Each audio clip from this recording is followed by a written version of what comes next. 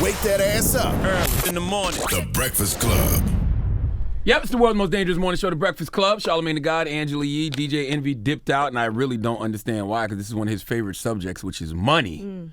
My man Zack is here from Forbes magazine. Zack, what's happening? Not too much. Thanks so much for having me on. Now, Zack does the Hip Hop Cash Kings list every year, and it's that time of year again.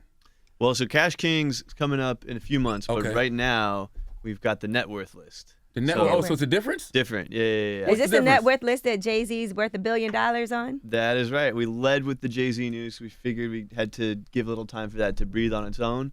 But yeah, net worth, only 5 people on that list. Cash Kings is usually 20. How do y'all come up with this list? Sure. So, if you think about net worth in hip-hop, active recording artists, right? There are only a few names that could possibly be in the running, right? I mean, Jay-Z, Diddy, Dr. Dre are always 1, 2, and 3 in some order. And then, kind of like the drama comes about who's next, right? Is it going to be Drake? Is it going to be Kanye, Eminem, Nas? They're a lot, kind of floating around. Birdman. Nas is doing really well with all his investments. Exactly. So I would assume he exactly. would make the list. Yeah. But, there's kind of a jumble down in the $150 million net worth range. So there's a lot of sorting it out. But the way we do it is basically the way we do any billionaire's estimation at Forbes, right? We look at all the assets in their portfolio. So not just, what is their house worth, right? But any stakes they have in startups, any companies that they own themselves that they started. We actually go through and we value the company itself. So we talk to usually about 3 experts per asset.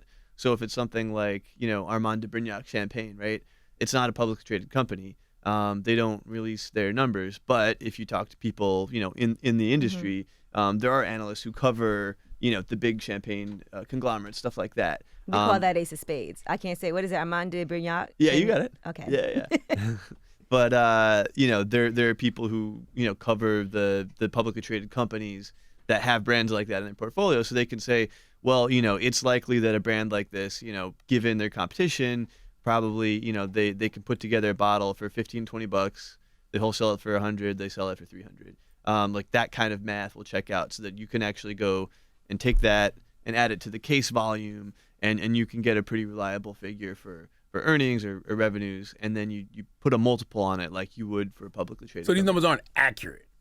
Oh, they're as accurate as they can possibly be. These are guesstimations. Yeah. Well, no, we talk to the people who value companies professionally, right? And there's a whole industry of people like, how do you figure out what a private company is worth? And it's a whole industry because private companies get bought and sold all the time. So Right. so these people have to figure out a reliable value. So we're basically putting on our detective hats and going in and trying to figure it out, just like they do, how much is a private company worth, and then figuring out how much, Jay-Z owns, what percentage. What about when it says things like Jay-Z, had like 200+ million in investments, And art. but it only lists one investment, which is Uber? How do you know where the rest of the money went? Yeah.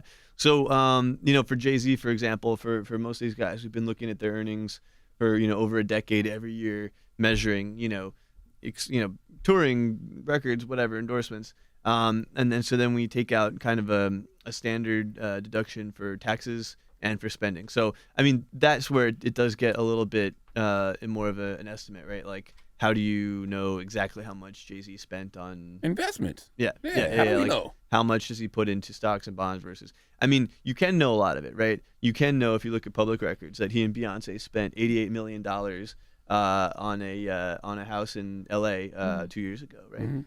And that $52 million of that was in a mortgage. So whatever the difference was, $36 million they put down. Right, you can find out that they dropped, I think it was $20 million cash on their house in the Hamptons. So you can figure out exactly where some of that stuff went. As for the rest of it, that's where you have to, that's where you have to do the detective thing, right? Like figure out, well, if Jay-Z, I don't know, if he bought Tidal, the money had to come out of somewhere, right? You take it out of the cash stash. You can't be like dollar to dollar accurate, but you can be like, let's say, to the $100 million accurate. You do know you could be bringing unnecessary heat to some of these guys, though.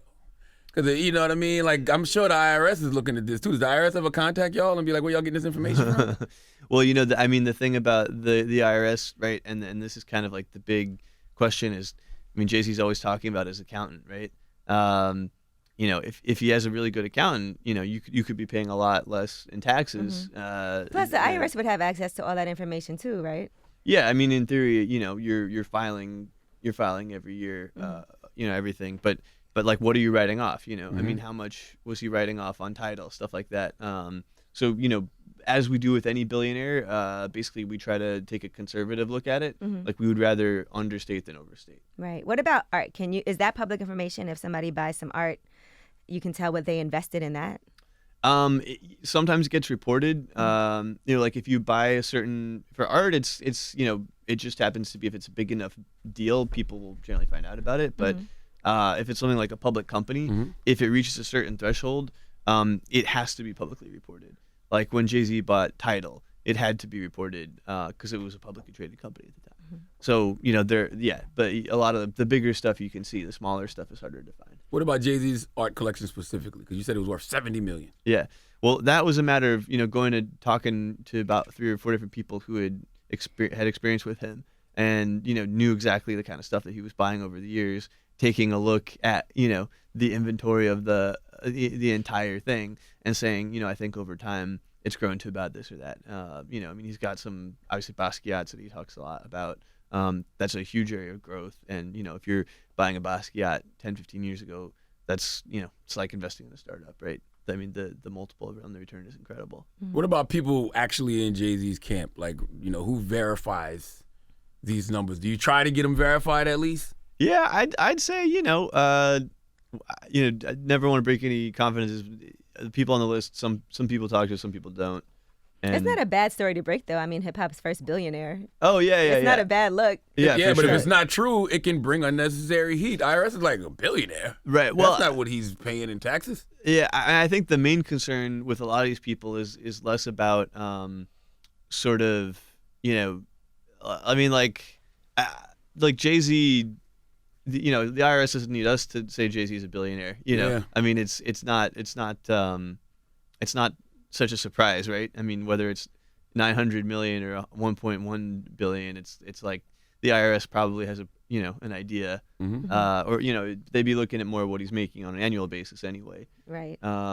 So I think with the confidentiality and stuff like that, I think it's more about the individual deals that happen, and sometimes some of these stars can't.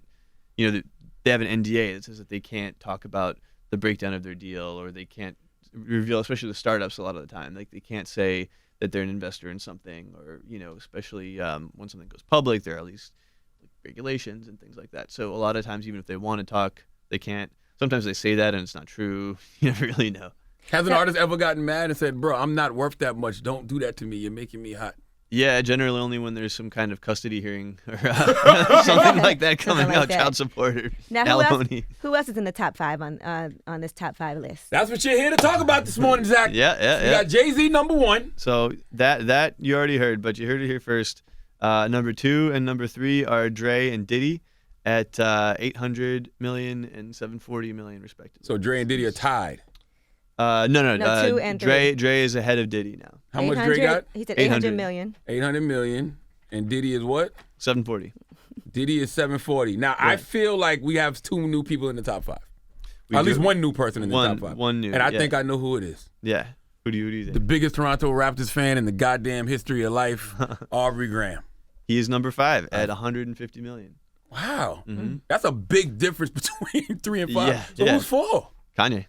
Really? Yeah. And Kanye, it's amazing. Kanye made his debut, 240 million this year. And, so he jumped past Drake. Like, Drake was at 100 million last year. I'm sure he's happy about that. Yeah. Oh, yeah. So, Drake surged 50%. Huge touring year. He's got the Virginia Black whiskey. He's got, real estate investments, et cetera, et cetera. And Kanye's portfolio is a little more diverse, though. Well, Kanye really, we took him at his word when he said that he was out of money a couple of years ago. So we're only really giving him credit for Yeezy.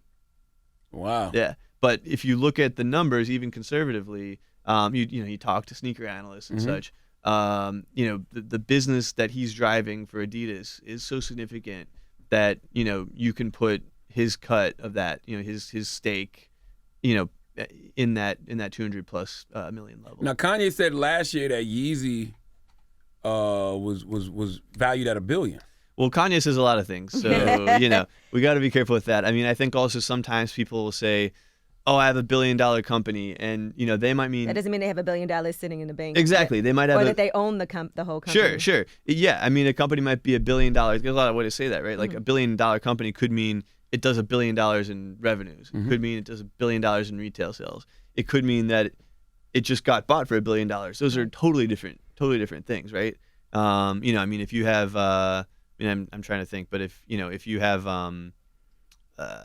if you sell sneakers and you have a company and you sell, I don't know, let's say you sell 100,000 pairs of sneakers a year at what how many more at $100, no, $1,000 each, then you are doing, let's do the math here, you're doing, I need a calculator. A lot. You're doing anyway, I guess the point is, if you're saying you're, I got a calculator. What's the numbers? Okay. $100,000 at $1,000 each. All right. Yeah. Hold on. 100,000. That's 100,000, which is times 100. So that should be 10 something. What's that? Million? Yeah. 10. I think our math is, wouldn't it be 100 million? I don't know. I did 100,000 times 100. Well, how about this? Let's say you sell 1 million pairs of sneakers at $100 each. That's $100 million, right? So that doesn't mean you have a $100 million company, right? Like your company isn't worth $100 million just because you sell 100. It just means you're doing that at retail, right? And that's not even what's going into revenues for your company, like after you get after the everybody wholesale gets paid and markup and all that stuff, and then you have to figure out then after what are the actual earnings, what's the company worth. So, Kanye could be throwing around a lot of different numbers. And not necessarily be lying. He's just... Right, yeah. Yeah. Representing it in a certain way. What about Nas? Because I feel like he's done a lot of investments as of late that everyone's been talking about. Yeah. Nas is a fascinating one. And, he's getting pretty close. And I think if Drake hadn't moved up so quickly, Nas would have been closing in on that number 5 spot. But, Nas has all these investments. And I think that's another one where people see the total number and they say, oh, well, Nas had this company that sold for $1 billion. Nas is a billionaire. But, no. He's part of an investment group. Exactly. He's got equity in that company. Exactly. Yeah. And just because Nas had maybe he had, 1/10 of 1% of that company. And, of course, then you have to pay capital gains taxes on it and on all that kind of stuff. So, you also have to think about the kind of checks that Nas was putting into these companies to begin with. Right. Maybe 50, 100 grand, something like that. Even if you get a 10x return, that's still, we're talking turning $100,000 into $1 million, which is awesome. I'll take it. But even if you do a 100x return, that's $10 million. You have to do that quite a few times to really get into that. That's a great flip. $10,000 for $10 million. Yeah, cool. Yeah. Now let me ask you this: when Drake got that jet, right, that was given to him, does that count towards his net worth? Because now he has it. He didn't have to pay for it. It was a gift. But does that count towards your net worth? So yeah, we count any asset. If you own a jet, whether you paid for it or whether somebody gave it to you, we count that. And we actually, we go in and we try to figure out like what a used Gulfstream is worth. And strangely enough, this is something we have to do fairly frequently for our regular billionaires list, right?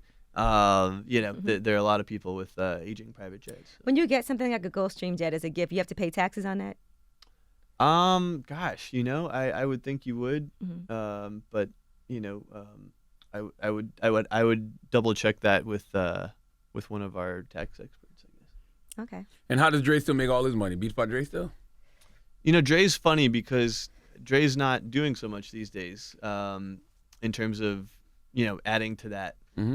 So, he got the last batch of stock from the Apple deal. So it seems that he's completely paid out, and it seems that his involvement with Apple has been, kind of coming to a close. So, Dre is kind of just sitting on this huge fortune, but he's not really touring. He's not, doing new business ventures. And like I don't know if he will. Yeah. And Dre said he was hip hop's first billionaire when the deal went down to begin with, but that was when it looked like the deal was going to be $3.2 billion. And there are a lot of other a lot of other things people don't realize about that deal. Like it was $3 billion, not $3.2 billion. When the deal happened, they had to pay off a bunch of debt that was attached to Beats. Mm-hmm. Also, Dre didn't own half. He owned about 20 to 25%. Mm-hmm. So, when you start to break it down like that, you realize he got about $500 million out of the deal, not, the full $3 billion. It starts to be a little more reasonable to understand how, he might not quite be a billionaire yet. Gotcha. So, but Dre, I think it's like, what's his motivation? If he really wants to, Mm-hmm. if he decides like, man, I really want to, get that next $200 million. I mean, I'm sure he could do it, just tour for a couple of years. But then again, if you're Dre, like, why bother? Yeah. Hey, 60-something years old, you chilling. Life is good. You've been making money since the freaking 80s. Like, yeah. Who cares? Yeah. No, exactly. So Rihanna's worth more than a lot of them too. Rihanna, we got at $600 million. $600 million. Yeah, but Rihanna again, like with Kanye, it kind of comes down to having one like white hot asset, right? Fancy beauty. Yeah, exactly. So she what she's been able to do with that, it's more like what I'd say Kylie Jenner was able to do, what Kanye was able to do, in just having that thing that just zooms up. Mm-hmm. And it kind of blows all the other people around her out of the water. But there are a lot of musicians who are kind of seeing that and saying, hey, let me replicate that. Like I think what Beyonce is doing with Ivy Park and the way she got it back and is relaunching it and everything. The ownership structure I think is kind of to mirror something like that where she could be an owner in that way. And if it does take off in a similar way, she could be very quickly getting to billionaire territory to herself. And Diddy's making all his money off Ciroc. Yeah. So, okay. He's got a few things, but Ciroc is definitely the biggest. In Ciroc, it peaked a couple years ago, and there was even it was a little flat for a couple of years, but it's growing again, and so I think that's going to be the thing that will drive him. But Diddy, he's going to be making money off of that for the foreseeable future. And, unlike Dre, it's not like he seems to want to just stop and chill. I don't think Diddy has that mode. Yeah, you know? won't stop. Yeah. So, and there are a couple other things in his portfolio. I mean, from Revolt to... How much is Revolt worth? Well, we need to know. Well, I don't want to go too deep into the exact valuation of Revolt, but media is a challenging business, right? But that's definitely a big part of his portfolio. And could Drake buy Revolt if he wanted to? Could Drake? Yeah. I don't think so. Oh, okay. But I don't know. Would Diddy want to sell it? I wanted to ask you about the self-made woman's list. Yeah. Why did they call it self-made? Not inherited? Yeah, I think because otherwise it would just be a bunch of Walmart heirs. Yeah, that inherited their money. Yeah. Okay. And I think that's one of the best new lists that we do because it really does celebrate the entrepreneur, and it kind of just it shows you entertainment is such a huge part of our economy, especially when you look at female entrepreneurs. I mean, from Kylie Jenner to Kim Kardashian to Beyonce to Rihanna. I mean, these are legitimate centimillionaires and billionaires. And, it's just a huge portion of them come from the entertainment business. Yeah, I had two homeboys arguing about that, and my homeboy was telling my other homeboy, there are no self-made billionaires. There's only a few. Like, most billionaire women are inheritance or divorce. And when we looked up the list, he was pretty much right. Well, that's why I did the self-made list. Yeah. I mean, and, kind of hard to argue that Rihanna is not self-made. I mean, of course she is. Sure, everybody has help along the way, right? Everybody gets mentors. Everybody gets, in order to be successful, you have to have somebody whose brain you pick. But, you also have to identify those mentors. You have to seek them out, and, you have to get that record deal. You have to get your way into that meeting with Jay-Z to get him to sign you, and whatever the case may be. Would you call Kylie Jenner self-made? That was a debate early this year. Maybe that was last year about whether or not can be considered self-made. Yeah, no, that was a huge debate. So the way we got around that was we developed a scale. So we say this is the self-made list. You can't have inherited it, but we'll rank you on a scale of 1 to 10 of like how self-made you are. And I think we put her somewhere in the middle. I don't see why she's not considered self-made though. Kylie? Yeah. Nobody else in her family was doing makeup. Right. She's the first billionaire in her family. Right. Like, Yeah. so you can have the name and the privilege and everything, but she had to still create a product. Right. That got her that cash. And I think it's different, having your sister be, in kind of whatever business versus like, your parents, and then you kind of get into it that way. Absolutely. It's a little less of a cheat code. All right. Well, my man Zack, how you pronounce your last name, Zack? O'Malley Greenburg. Zack O'Malley Greenburg. All right. So send all your hate mail to Zack. Okay. If you're upset about not being on the list, or you think he got the IRS, he got you hot with the IRS now, send all your emails to Zack. Okay. Thank you for coming, sir. Thank you as always. Appreciate you. Yeah.